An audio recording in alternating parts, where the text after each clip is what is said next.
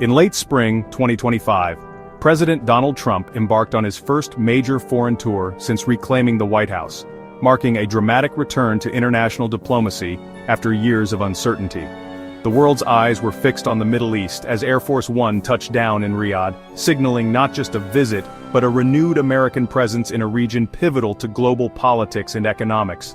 The arrival drew intense global attention, with media outlets from every continent covering the unfolding events. The anticipation was palpable, as leaders and citizens alike wondered what this new chapter would bring for the region and the world.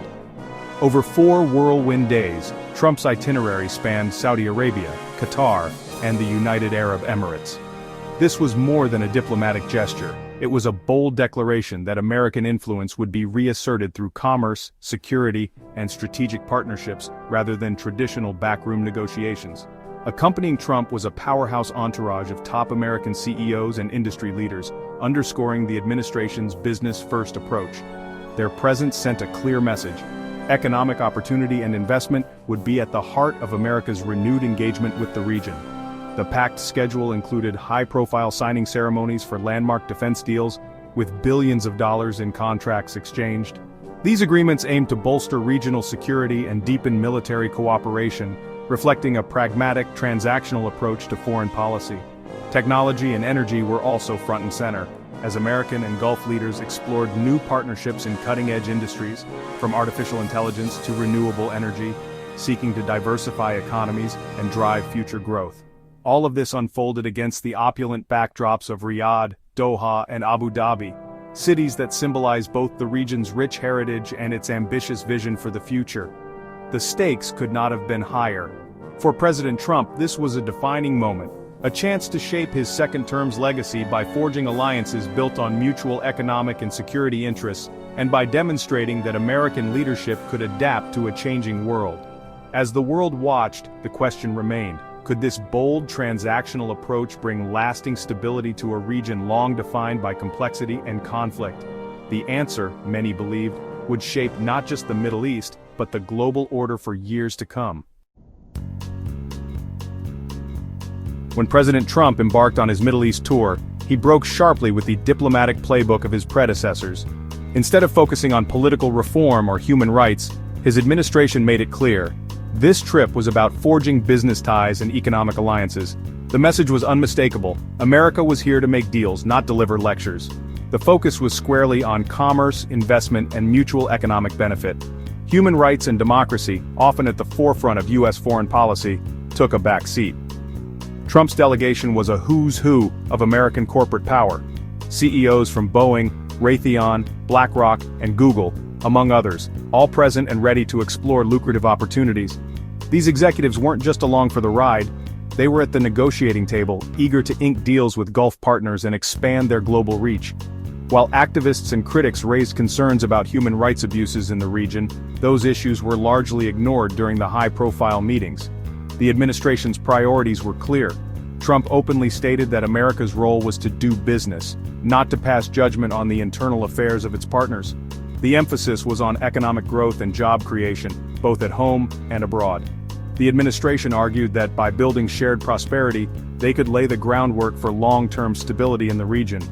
Economic partnerships, they claimed, would be the new cornerstone of security.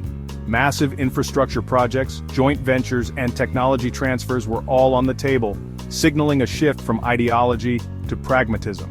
Host nations responded enthusiastically, seeing this approach as a unique opportunity to accelerate their own economic development and diversify away from oil dependency. For many Gulf leaders, the prospect of direct investment and technology partnerships with American giants was too good to pass up. Critics, however, saw the move as controversial and short-sighted. The White House countered that decades of ideology-driven policy had failed to bring peace or prosperity to the region, and that a pragmatic reset was overdue. By prioritizing business, the administration believed it could foster a new era of cooperation, one built on mutual benefit rather than moralizing. The message was clear: America would lead as the world's premier business partner, not its moral arbiter, signaling a fundamental shift in how the U.S. engaged with the world. In Riyadh, Trump received a lavish royal welcome, underscoring the importance of U.S.-Saudi ties. The highlight, a record $142 billion arms deal, cementing a renewed security partnership and creating American jobs. Tech giants like Google and Nvidia announced major investments, supporting Saudi Arabia's Vision 2030 to diversify its economy. Diplomatic talks touched on regional security, including a potential rollback of U.S. sanctions on Syria. The visit set a precedent: massive deals and strategic realignment, all driven by economic might and personal diplomacy. Riyadh was just the beginning of a tour defined by high-stakes agreements.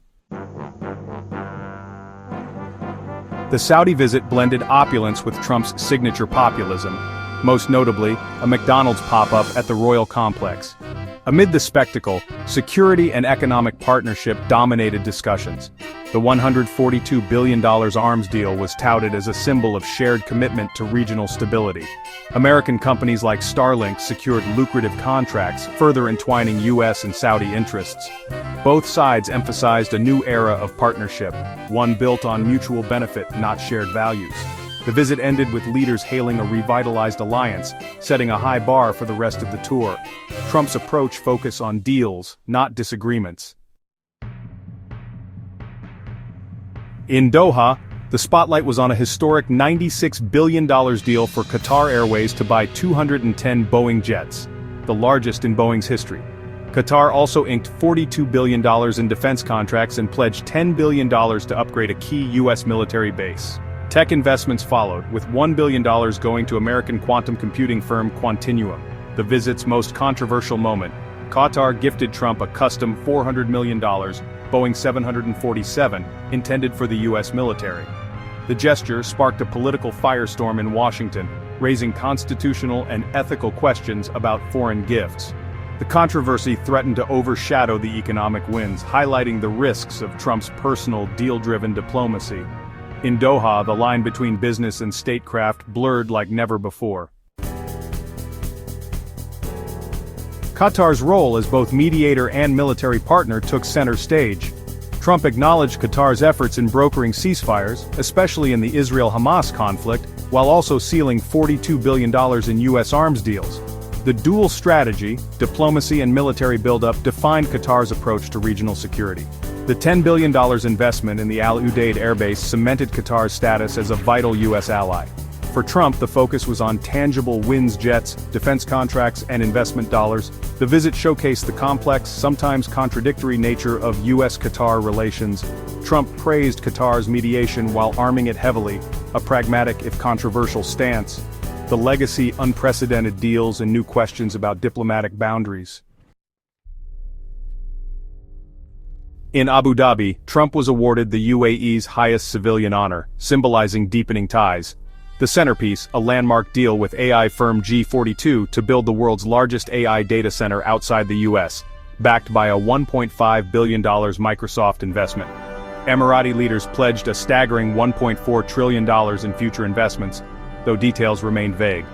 Etihad Airways ordered 28 Boeing jets, while Emirates Global Aluminum announced a $4 billion smelter in Oklahoma. The UAE embraced Trump's transactional approach, eager to partner on tech and infrastructure. The visit capped a tour defined by economic ambition and mutual admiration. Both sides celebrated a partnership poised to reshape the region's technological and economic landscape.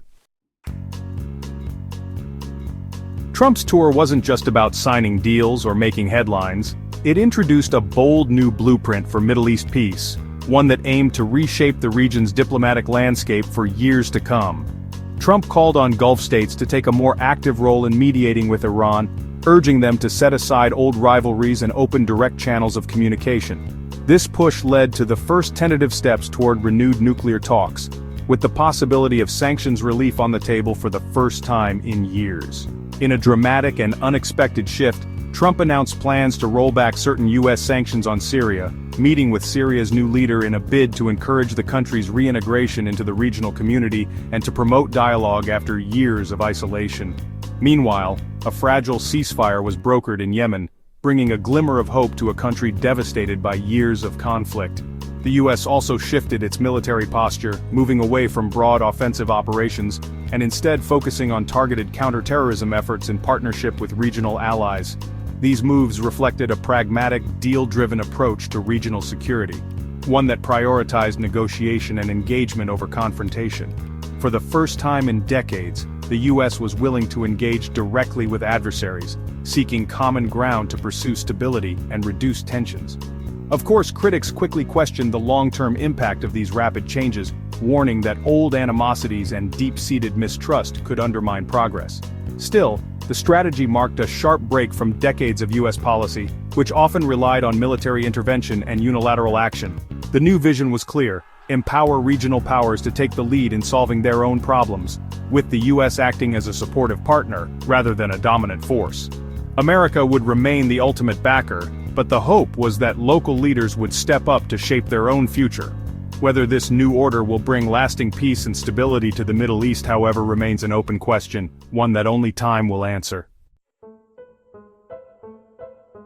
As Trump's plane departed Abu Dhabi, the region buzzed with the aftershocks of 4 whirlwind days.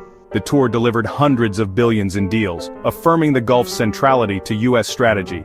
Gulf leaders praised the business-first approach, but critics in the U.S. and Europe raised alarms over sidelined human rights and ethical controversies. The Qatar jet gift and potential conflicts of interest cast shadows over the achievements. The long-term success of Trump's diplomatic gambles on Iran, Syria, and Yemen remains uncertain. The tour was a masterclass in transactional diplomacy, but left lingering questions about ethics and sustainability. The deals are done, but the true legacy of this historic tour is still unwritten.